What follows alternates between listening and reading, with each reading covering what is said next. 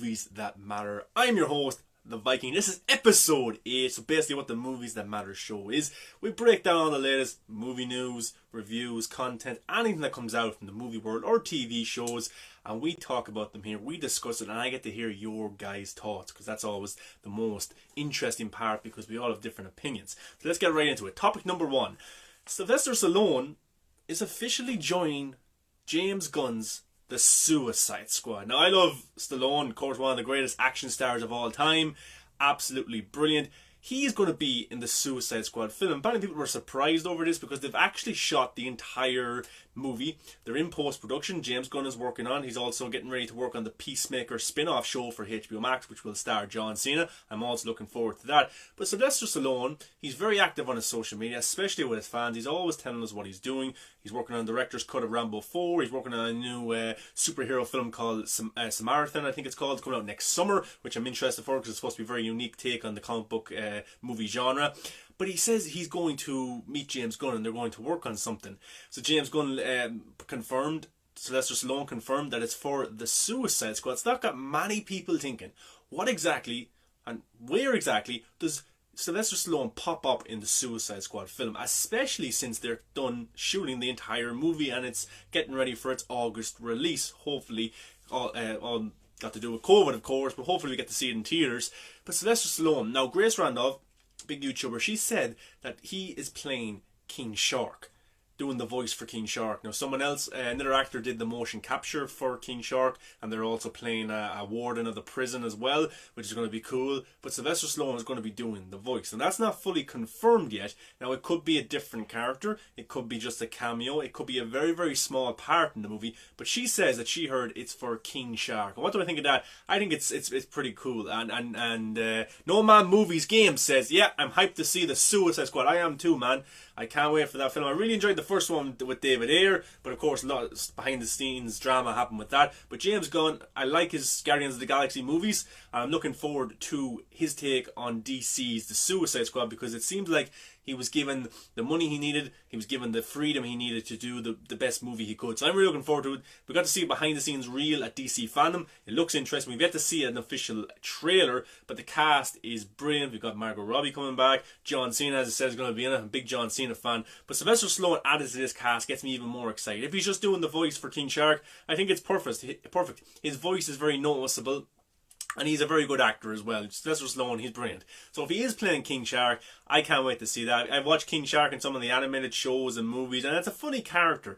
And in this film, I presume the character's going to be a little bit dumb as well, so Sylvester Stallone can get to play around and do more of a comedy, which is great. No Man Movies goes, and you said my name right, let's go. Thank you. And that's a big win, my man. That's a big win. Yeah, but I can't wait for the Suicide Squad. Hopefully it comes out next August, all going well. But adding talent is always good to a movie or TV show, and Sylvester Stallone, he's a great action star, but he's also a great actor, so that's adding some unbelievable talent. Okay, let's go on to topic number 2. Chris Pratt, of course, the last few years has become an action movie star, of course, with the Jurassic World films, and also starring as the main guy in Guardians of the Galaxy as STARLORD, and then being in the Avenger films as well. But it's been confirmed that he will be in Thor 3. Now, Thor 4 was Thor Ragnarok. The kind of change in ways that they were going, because Thor 1 and Thor 2 were more kind of comic accurate. Thor 3 was more of a fun comedy take on it, which I enjoyed. I thought it was pretty funny and pretty good. But Chris Pratt will appear in Thor 4, Love and Thunder. Now, that film seems packed already. Christian Bale is playing a villain. Natalie Portman is coming back. She looks like she's going to end up being a female Thor.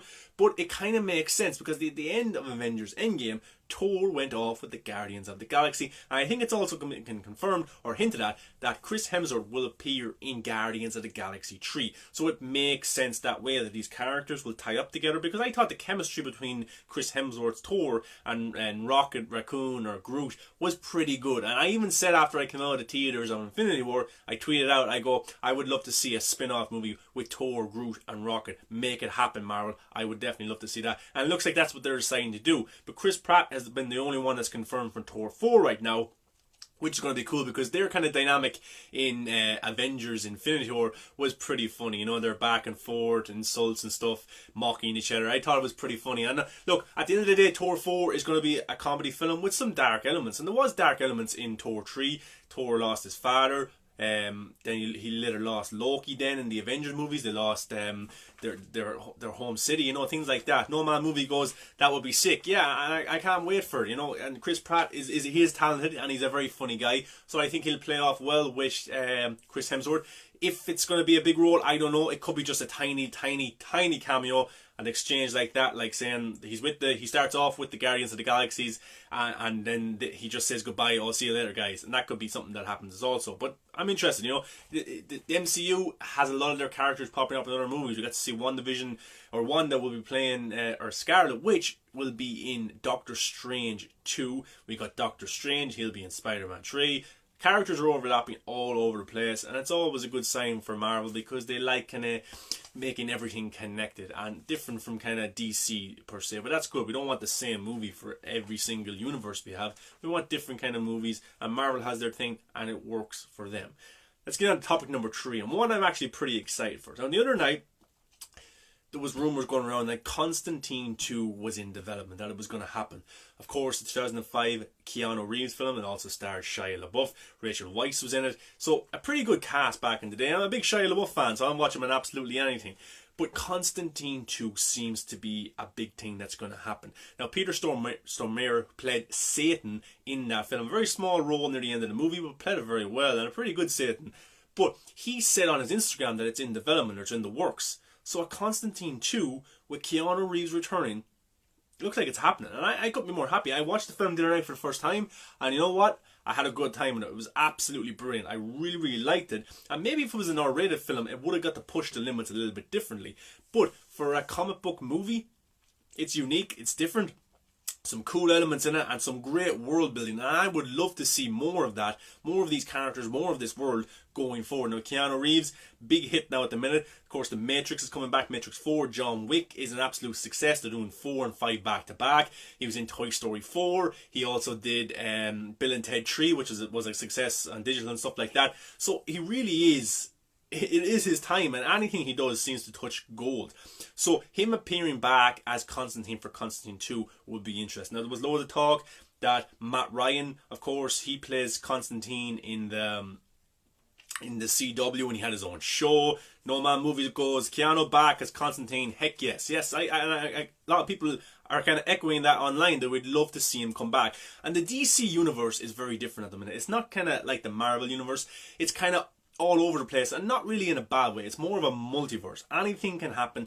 Any characters can pop up in any scenario. We got to see Ezra Miller and Grant Gustin's Flash meet together. We're going to get to see the Zack Snyder's Justice League world be its own thing, while the theatrical movies are its own thing. Joker was its own thing. The Batman was its own thing. And even on HBO Max, we're getting a Justice League Dark show where Constantine will be in that show. Now, is Keanu Reeves' Constantine going to be in that show, or is this going to be a separate thing from that, another movie, a sequel to the first one, or is it going to be him appearing in that Justice League Dark show for HBO Max? I don't know, but it's all interesting, and to see these characters come back for a sequel, I'm going to be there to watch it. No Man Movies goes, and I'm 14, I know all this stuff like you, so I'm hyped for these movies, and that's good, man. You got a lot of education and knowledge in the movie world and TV world, and that's pretty good, so keep expanding that. But that's the talk, and that's one of the actors from the first movie coming out on his social media and saying that a sequel is in the works. So it's not like it just came from a scooper or just came from someone who used to work on the films or something like that.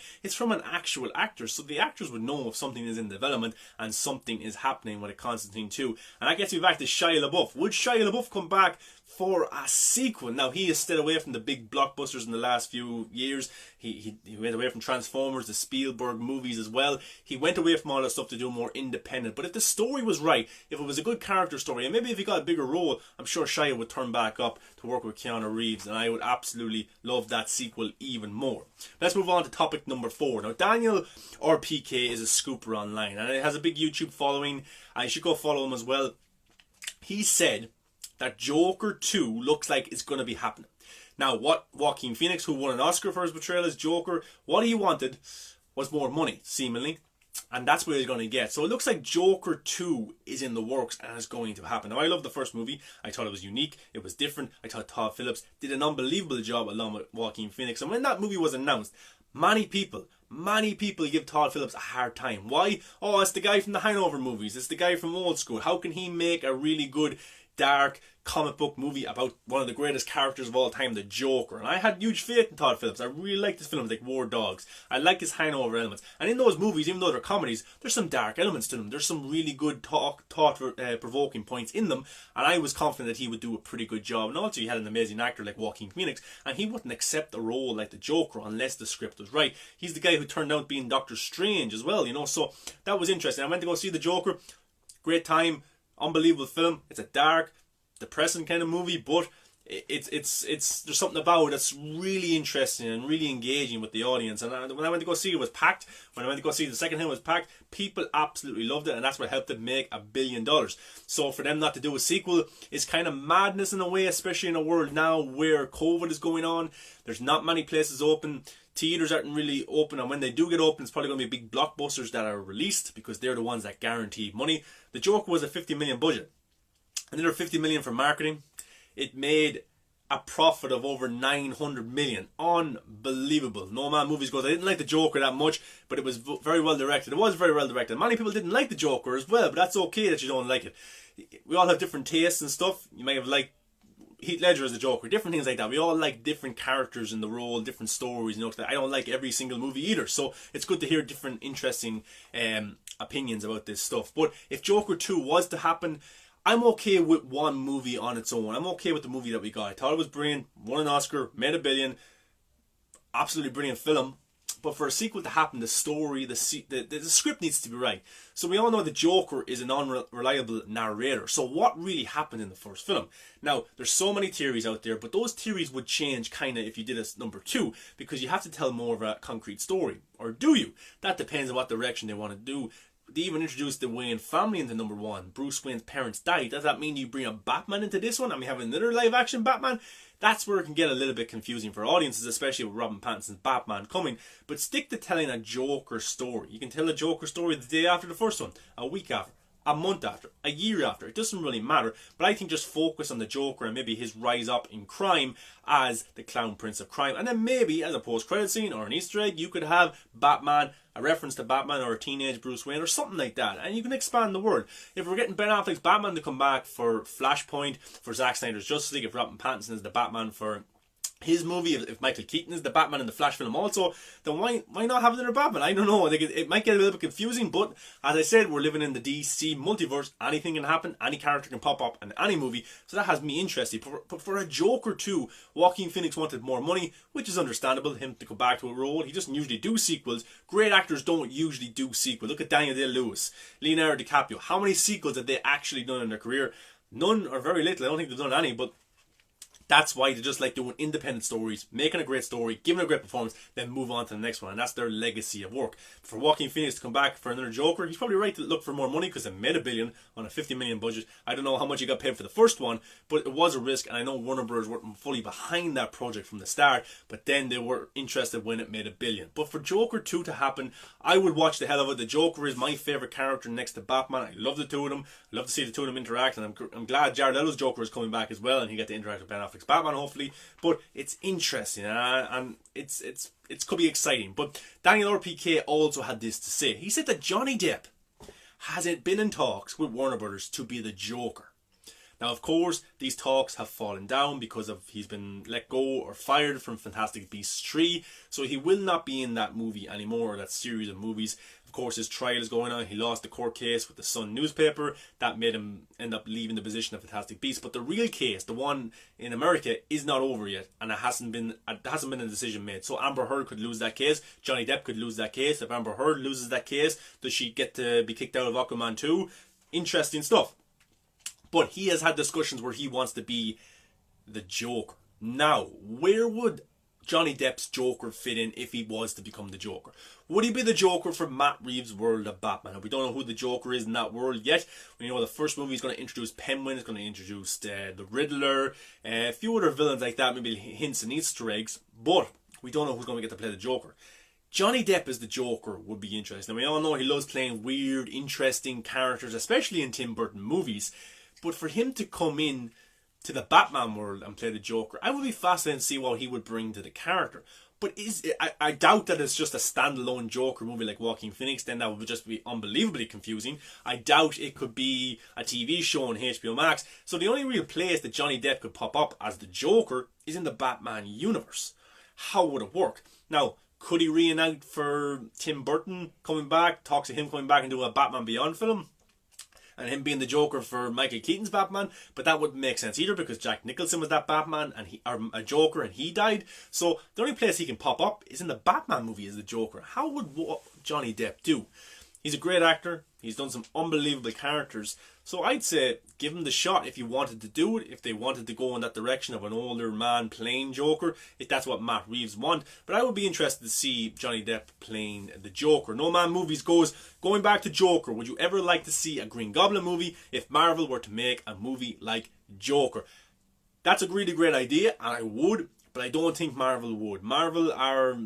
They love their universe, they love their PG-13 movies, they love their connected tissue, but for a Green Goblin movie to happen, it is a possibility if Sony were to go that direction and do maybe a Green Goblin movie like they've done with Venom. That's a possibility, yeah, but I don't see the Marvel Cinematic Universe doing a standalone Green Goblin movie. Our best hope for something like that is if Sony take the character and they want to use it as an independent story. But again, Venom looks like it's going to be connecting to the MCU as well because we have Michael Keaton's Vulture appearing in Morbius, which is the vampire superhero film, supervillain film with Jared Leto, which is coming out next year, and also talks that Spider-Man could appear in some of those movies. Now, is that Tobey Maguire? Is that Andrew Garfield's Spider-Man? We don't know. So a Green Goblin film, absolutely, I would love it. And probably our best hope is it would be in the same tone as Venom, that kind of rating for the film. But yeah, it's an interesting character that you could delve deep into and do something really cool for that. So yeah, it would be interesting. But Johnny Depp is the Joker as well. Give it to him, he wants to do it. I would be interested to see what he has to do, and if Matt Reeves wants to do that, that would be awesome, you know. So let's see how all that plays out. Let's go on to topic number 5. WandaVision is finally coming to Disney Plus. Now, many rumours that it was going to come out at the end of December, and that's what I thought myself that it would. Why? Because Marvel has produced content every single year since 2009 or 2008. They haven't missed a year. Now, I know Agents of the S.H.I.E.L.D. come out this year, but that's not really the MCU movies and stuff, and they're not really connected in that way. In a way that they connect absolutely everything to the Agents of S.H.I.E.L.D. show. They have a few characters that pop up and stuff like that, but nothing major. It's coming out around January 10th. Looking forward to the show. Trailers have been interesting. Cast is brilliant. All that stuff. Now, January 10th, it isn't that far away. We're in the middle of November now, December, and then January. But I did think they would come out at the end of December because The Mandalorian would be finishing up around that time. Then we would have kind of maybe them overlapping, have a double feature that night of The Mandalorian, WandaVision, if stuff like that was to happen. But I think Soul, the Disney movie that's coming out, I think that's coming out around that time as well, around Christmas. So it makes sense to have a family-friendly movie around Christmas and then a week or two later release WandaVision. But we finally got a release date. I'm looking forward to it. It looks different for the MCU, for the Marvel Cinematic Universe. It looks like something we had never seen before, and that's what we want in the comic book movie genre, or the comic book genre, is new interesting ideas brought to light. And it looks like a lot of fun. It looks dark. It looks like it's taking risks, and that's what you want from these comic book movies, because there's no point of them each one being the same. And Marvel has criticised time and time again that they're making more or less the same movie with the same jokes, with the same themes, but this looks different, and I'm really looking forward to that. And the final thing that I want to talk about today, guys, wherever you are, New Mutants is available to buy on digital, to buy in stores and stuff like that. You probably didn't get to see it in theatres when it first came out. I actually did. The theatres around here were open and they were showing New Mutants. I went to go see it. I'm a big X-Men fan. I love the X-Men movies. Logan, Deadpool, the team-up movies, Days of Future Past, absolutely brilliant. I love all those movies and those characters a lot. And I like them because they're not really connected that much, but they try and be connected, but then they take kind of, they take leeways here and there and stuff like that.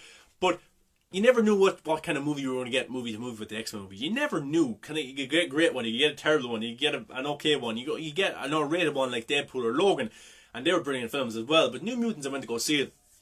I think it did suffer from a lot of scenes being cut. The story is okay, the characters are okay.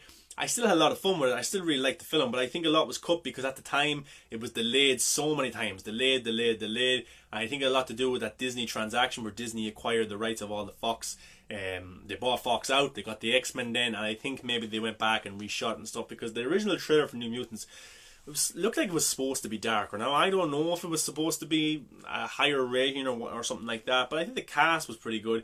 There's some interesting elements there, some really cool action. When the action is done, it's done really, really well. And I enjoyed it. But I just think there's even a cool reference to an X-Men movie that came out a few years ago, and it's a pretty good reference, and it makes you think, wow, what direction were they really going to go if Disney didn't come in and buy the X-Men elements or the products? But I have a soft spot for the X-Men universe. I really, really enjoy them. I really do. Love all the films, even some of the bad ones. I get some enjoyment out of them. New Mutants for me, missed opportunity, but it was different as well. It had some horror elements to it. It should have pushed it a little bit further, but it's still an okay movie, and I think you'll get some enjoyment out of it. Especially the third act has some really cool ideas going on. But guys, it's available to buy, or you can wait a few weeks for it to rent. But it's available to buy. You can buy them in stores. You can buy it on digital.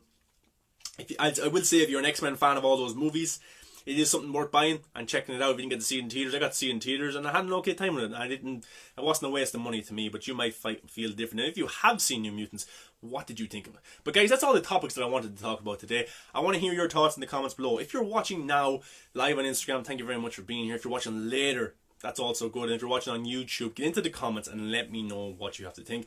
Sylvester Stallone joined the Suicide Squad. Chris Pratt joined THOR 4. Constantine 2 looks like it's confirmed. Daniel RPK confirming that Joker 2 looks like it's happening, and Johnny Depp wants to be the Joker, and WandaVision is coming on January 10th. Guys, get in the comments. If you're following here on Instagram, thank you very much. On YouTube, Movies That Matter, come subscribe, get into the comments, let me know all your thoughts, and I want to hear it. Guys, I hope you have a really good night. Watch something, explore cinema, watch something that really brings you happiness if you're having a bad day, but try and have a smile on your face and try and enjoy it yourself. Have a good day.